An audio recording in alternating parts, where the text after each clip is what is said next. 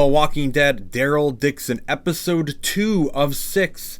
This is an incredible episode, and I liked it a lot more than last week. And last week was a really good start for this show.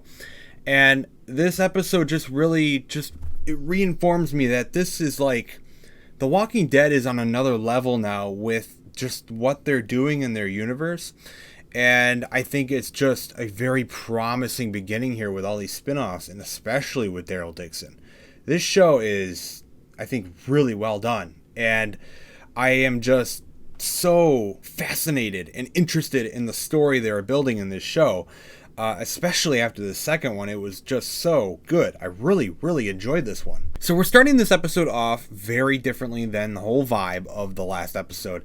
And then we're going into a story which I always love when they do in like these apocalyptic stories and how the world fell. And we get to see it once again in this show from the perspective of Isabel, who we saw last episode, who she is one of the nuns, the killer nuns that we met in last episode with Daryl.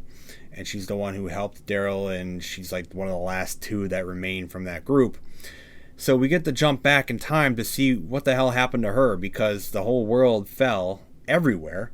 And now we get to see the perspective from France. This is our first big perspective of what the hell happened to the world after it fell, instead of just being in America. We've seen a lot of places in America and how it fell and different things of that nature, and Walking Dead and even Fear the Walking Dead and all that stuff. We've seen it in many different places in like little bits and pieces, and now we're seeing it in another completely different country overseas now. So this is a different perspective, but as you'd expect, it's kind of the same. So we jump to Isabel, and we get to see a little bit of her life and how it was before the apocalypse began. And she's kind of a disaster. She's at this club, and she's like partying, and she's doing drugs, and she's, sucking up to these rich men, trying to steal things from them. And she's just like trying to earn her money in certain ways, and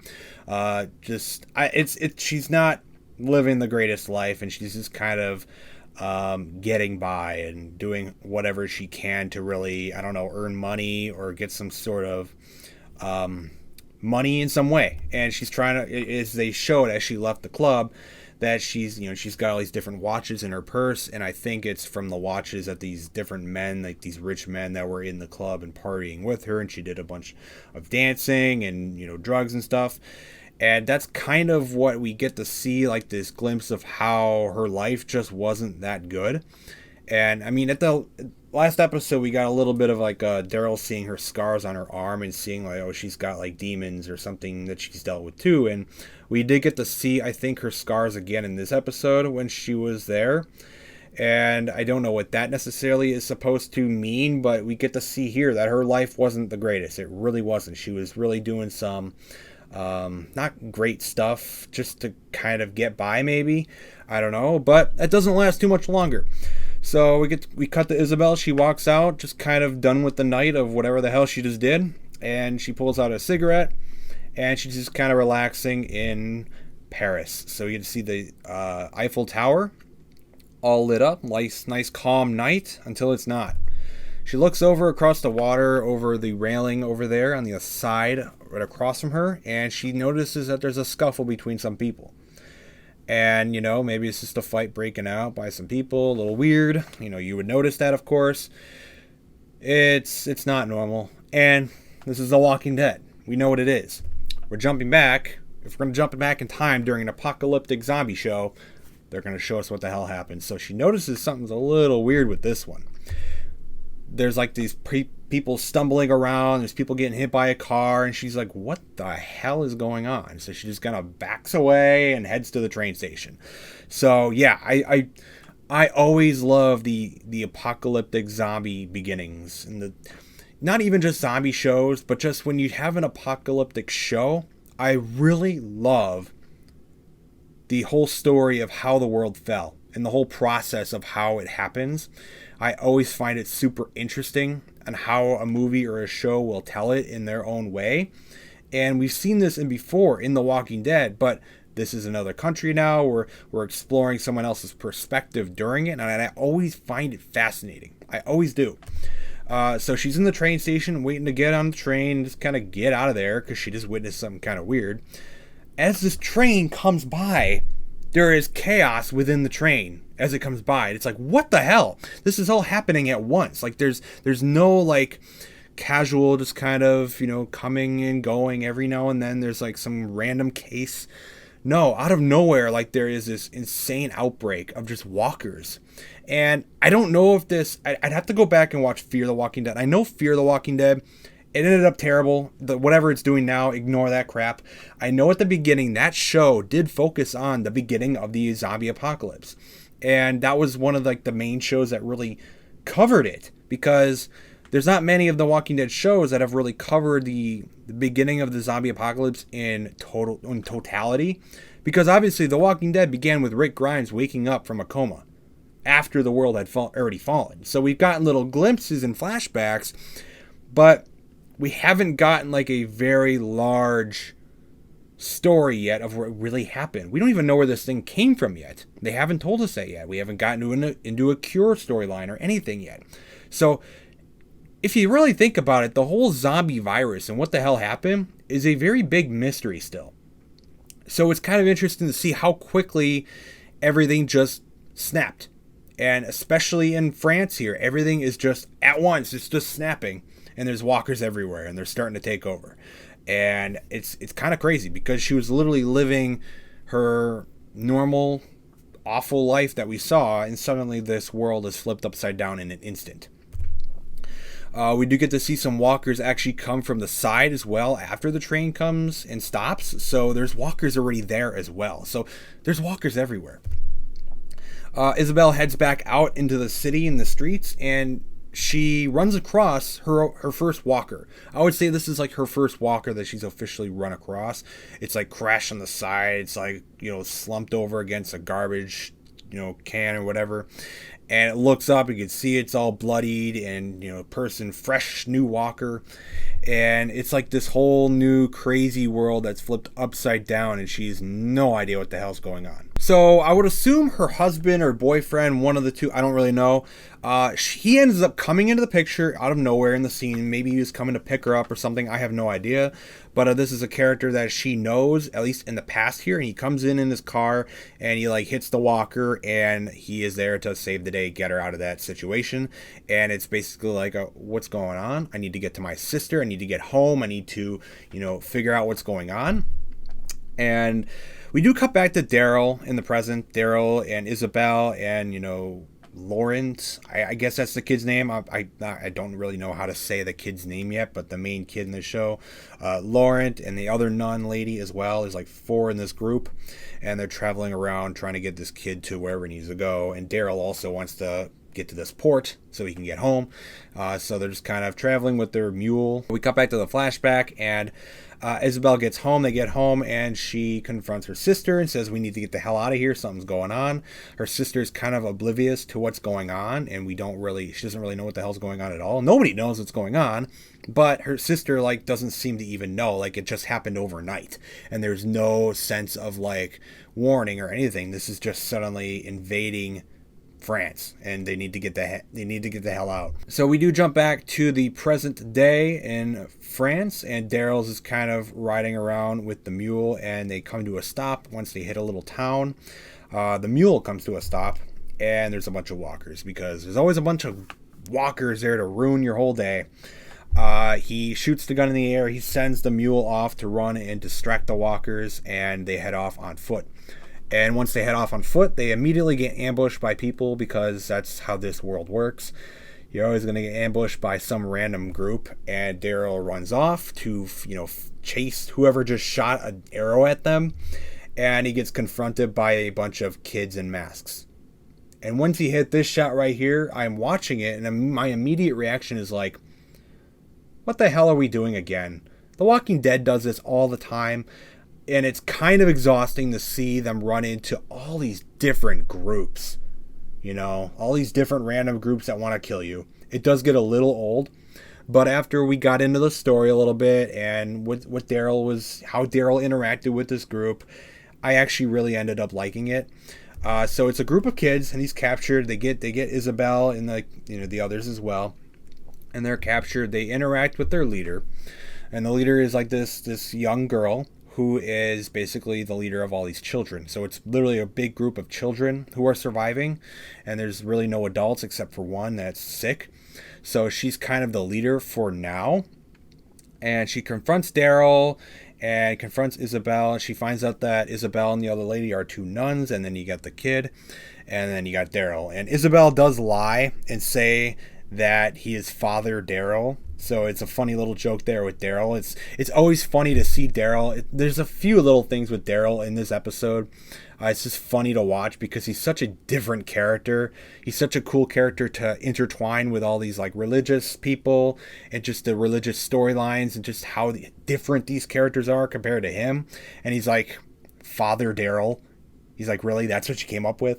So I thought that was funny, and I continue to like to see his interactions with all these different people he's so unfamiliar with. So many different people and groups that he would never really get affiliated with. He would just kind of walk off and do his own thing, which he always tries to do. So they do enter I don't even know where they are. It's like a hidden little like undercover area that the children are safe in. It's their little bunker. And they do walk around, and I actually really like the atmosphere of this little bunker that they're in. It's like a little home, basically. They get to learn, they get to play, they have like a little school I think they had set up. And yeah, you get to see some kids running around, and it's kind of interesting. They do enter a room where there's this old lady lying in a bed who has gotten sick, and they do mention that this is a lady who had been the leader or in charge of all the kids. She had been taking care of them, and she got sick like 6 months ago. So she's just kind of lying in bed and dying. So basically the one in charge now is that other younger girl. At dinner, they get to all line up, and you get to see how they interact with dinner and just how they do dinner probably every night.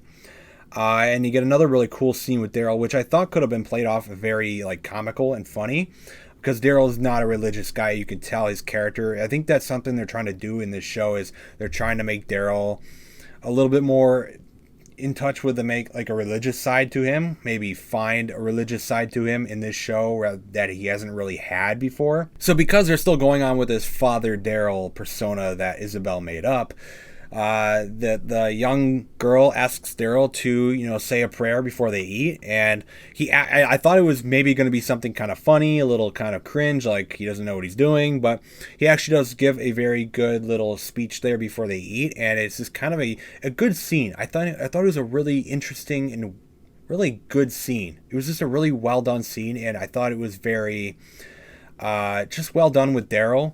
And you get to see this side of Daryl that's kind of opening up again to like God and religion a little bit. It's kind of interesting to see Daryl so out of his element. It's a different type of element that he's not really usually putting himself into. He's just kind of a loner trying to find Rick and everything, and suddenly he's thrown into this.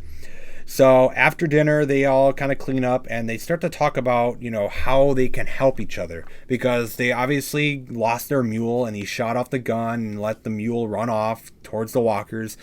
The mule's dead. It's not actually going to be alive anymore. It is dead, and they need to find another one.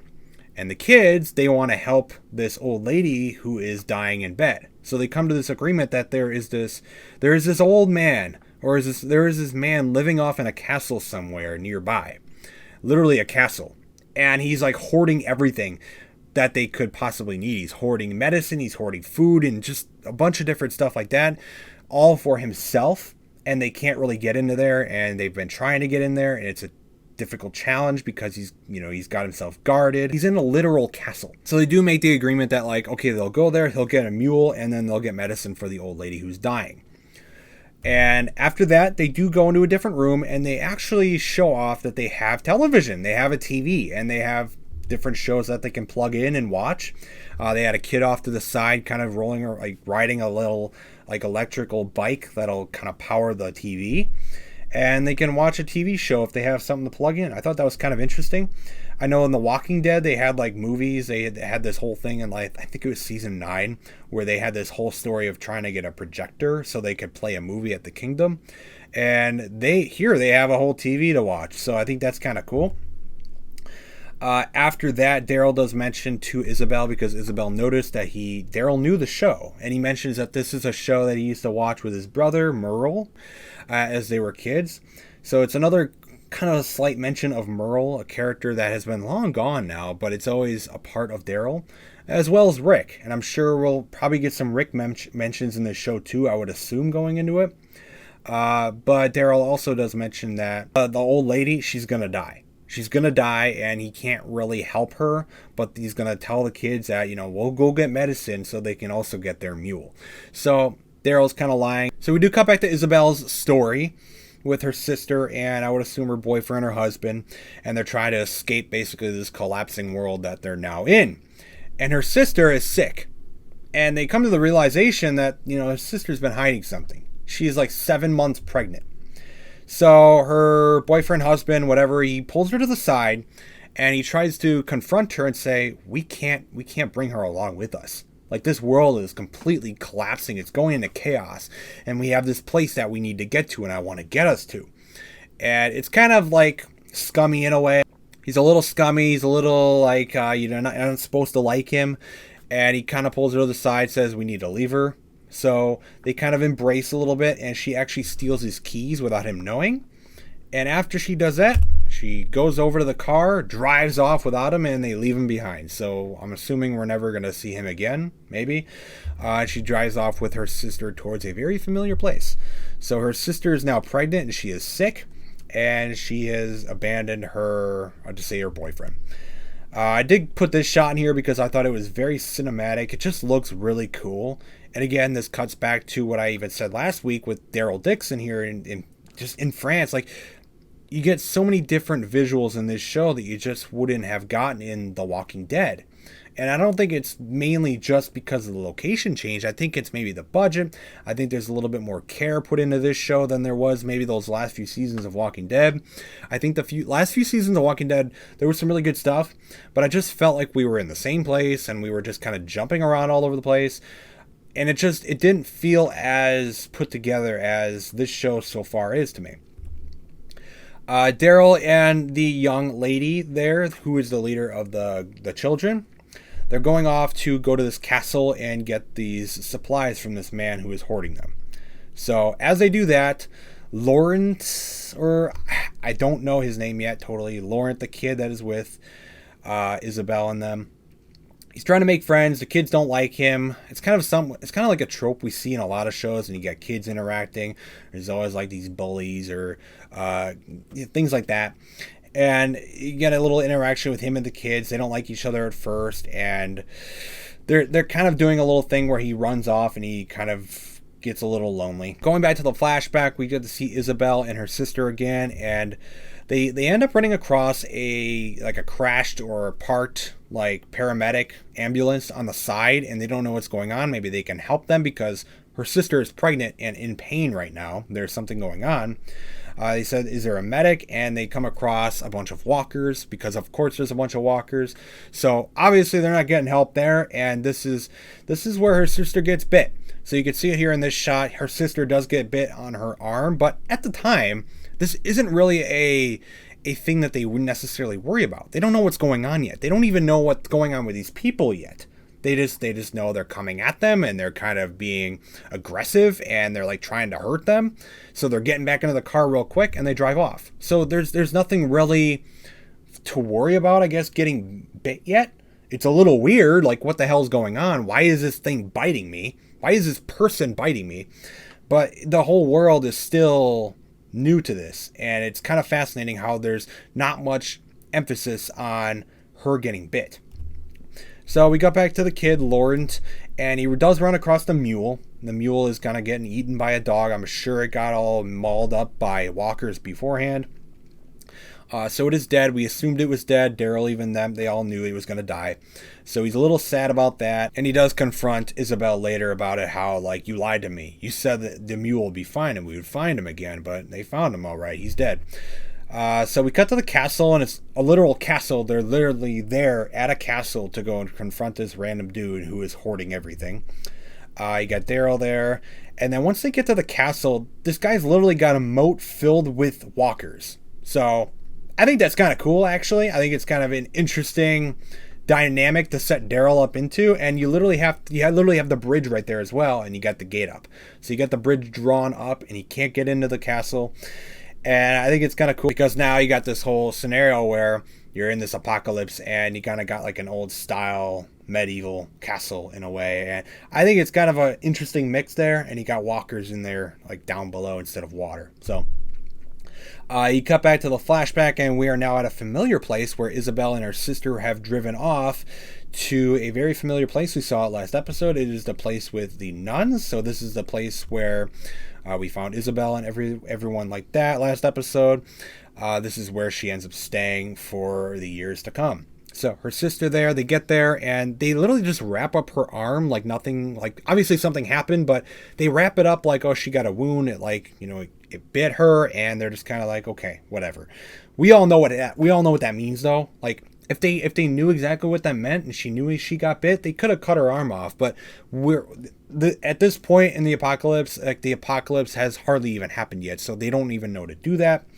They don't even know what's going on. So I do find that interesting. Like they have no idea that she's literally dying right there with that bite on her arm.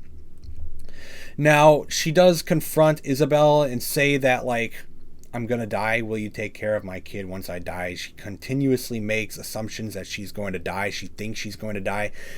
I don't know if she's saying that she's going to die because she knows she got bit and she knows what will happen. I don't know if people know what will happen yet when you get bit. But I think she's maybe thinking she'll die in childbirth because she's having some serious issues and some serious pain. And it seems it's like 7 months in. It's not supposed to necessarily happen yet. She's having complications. So I'm thinking maybe she thinks she's going to die that way and not necessarily from the bite.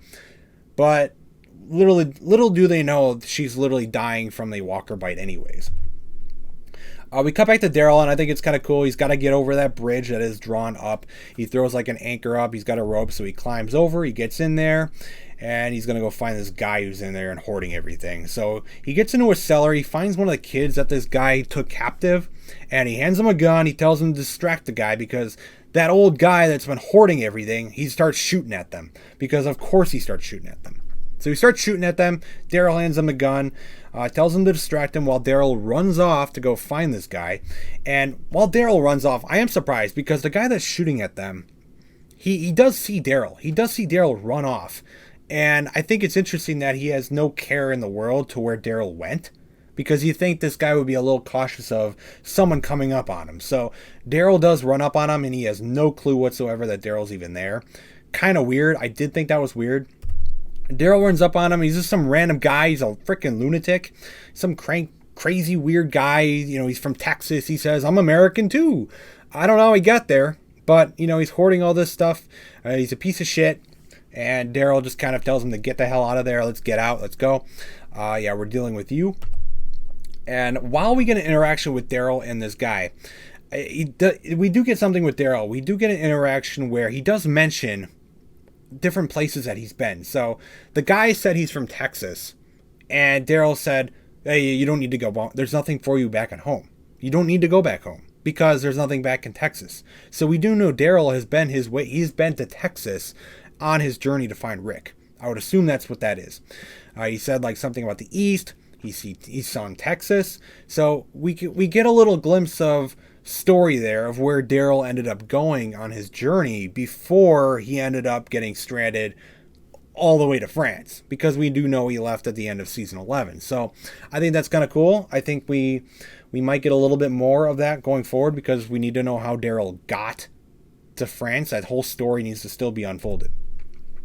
So they get into a little complication. They kind of fall off the bridge after there was an issue with their wagon. And the loser guy ends up falling in. He dies because of course he does. Daryl falls in and he's a badass because of course he is. And then while they're in there, there's like a bunch of gas tanks that fall in there with them, of course. And he shoots them. He blows up a bunch of walkers and he gets most of them, but there's still a few that are kind of climbing around and just kind of still attacking him. And luckily the kids come in to save the day. They throw down a rope and he climbs up and he's saved. So they head back. They now probably have access to that place now because the guy's dead. Daryl got out. They rescued the one kid that was captured, and everything's kind of peachy. Except for when they head back, that old lady had died anyways. Daryl had said earlier that she is going to die, so he's not really surprised. And he does mention to the girl after he sees this that, like, yeah, I was tricking you. Like, I was tricking you so we could go to the castle to get the mule. And I knew she wasn't going to live, but I was tricking you because I told you that we could get medicine, and obviously that was not going to work. So I think it's kind of interesting that this old lady decides to die right when Daryl gets there and right when they're going to get medicine, though, after 6 months of lying there dying. So it's kind of funny there. They have a little memorial for her, and then they kind of part ways. So Laurent, I'm just gonna say that's his name for now, Laurent. If I'm saying it wrong, whatever. He's like frustrated. Suddenly, I guess I missed it somehow. He kind of bonded with the kids a little later, and he's like, I don't want to leave my new friends. I don't want to leave my friends. And then Isabel is very strict about it. They need to move on. You need to get this kid to wherever they need to go. So obviously, can't stay back, and you got to go with them onto their next journey. So they leave the kids behind, and as they do that, we finally cut back to our generic villain from last week. He heads back to the whole crime scene basically of last episode, the whole battle scene. He sees a bunch of his men dead, and he's just kind of limping around now with his sticks because he's been shot like multiple times by Daryl. And then it sets up the whole like chase now. He's going to chase down Daryl. He's after DARYL DIXON. He plays Daryl's like tape recorder that he recorded last episode. And he looks at the map that's on the wall because of course there's one big map there for him to look at and see their path. So now he's going to chase after them. So we got a little bit of a villain there, and we do have that other group out there from the last episode too. So we didn't see them this episode, that big group that was like after Daryl, and he was on the ship that they were on, and that lady with the few soldiers. We didn't even see that this episode. We will later, of course, but not this week. We do cut back to a little bit more of that flashback with Isabel and her sister. So she is giving birth, and if you haven't assumed by now, the kid that is her sister is giving birth to is the kid Laurent in the current day. So it is the boy that ended up growing up there by the nuns, and it's special to her, and the kid means a lot to her because it's literally her nephew. So her sister dies in childbirth, and the kid's not even born yet. Actually, the kid is still inside of her, and she dies. I'm thinking it's probably like a combo of her having issues and complications, and then her also just dying from the walker bite.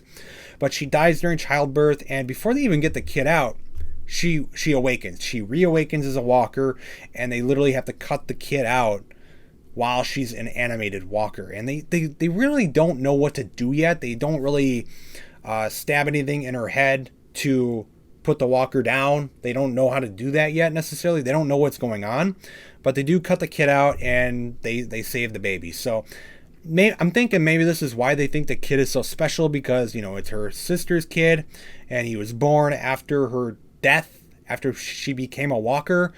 I don't really know how that would work yet in The Walking Dead, because I don't know if we've explained that in The Walking Dead yet, where there is a baby born from a walker or just a freshly, infected person who is pregnant. I don't know how that would work. I don't know how the virus would spread. It's an interesting thing to think about. Obviously the kid's fine now, so maybe it didn't affect him, but maybe there's something about him. I don't know. But I did think that was interesting. You get to see her one last time kind of animated, and then they probably put her down later. She's got one last sad look at her sister. We get a little interaction with Daryl and Laurent in the end, just kind of like a little relationship builder. So I think Daryl and this kid are going to really get along later in the season. And you know what? I like this kid a lot more after this episode than I did last episode. I think him being in the last episode was really random. Like, I don't really care about this kid. He's just kind of there, and he's suddenly important. Now it kind of makes sense now why he's so important to Isabel, and why she may think he's super special and can save the world or something. I don't know. But they've definitely developed the story finally there, where I can kind of maybe care about this kid a little bit. And Isabel. I care about Isabel a lot more now. That's good.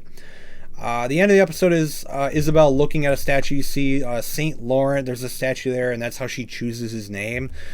She looks down at the baby, and she chooses his name, says his name, and that's it. That's the episode. And I know that was a lot. That was a lot in this episode. And I'm so happy that this episode dove into so many different things. I'm actually the happiest thing about this episode that I really liked is that it gave us a reason to care about Isabel and this kid Laurent. After the first episode, like, they're kind of cool. You know, they can be cool. They can be badass. They can do some cool things. But now they've developed this new character, and I actually care about her. Like, if she gets injured or killed later in the season, now, like, I'll probably be upset about it because I'm starting to like her character, and I think it's kind of fascinating. So I'm glad they did that, and I love to see the beginning of the Apocalypse stuff. I think that stuff is cool. We had some really good stuff with Daryl this episode too. It's not just an Isabel episode. It's a lot of Daryl too, where he's interacting with the kids, that group. He's out of his element, and you get to see him kind of make his way through Paris, or not Paris, but France, and just kind of learn all these different new groups and how these people think and interact. He's in a very different place now. I think it's a really good episode for Daryl. It's a really good episode for Isabel, and it's good setup for the future as well, because now we have an idea who Isabel is, we have an idea who Laurent is, and we have the setup with the new villain guy as well. He's going to come after them, and I think that was a very good episode. I liked it more than the first one for sure. I think the first one was a very good start, and I think they definitely picked up with this one even better. It was incredible. And I compared last week to Dead City a lot because that's the only other major spin-off that we can really compare it to. The Walking Dead Dead City, I really liked it. I love the characters of Negan and Maggie. But I think this show is beyond that. It is even better than that. I think it has the potential to probably be the top Walking Dead spin-off. I don't know what the Rick and Michonne one will feel like. It's going to be very different than this. It's going to be back in the USA. It's going to be back in America. And it's going to be focusing on the CRM stuff. So I don't know how they'll do that stuff.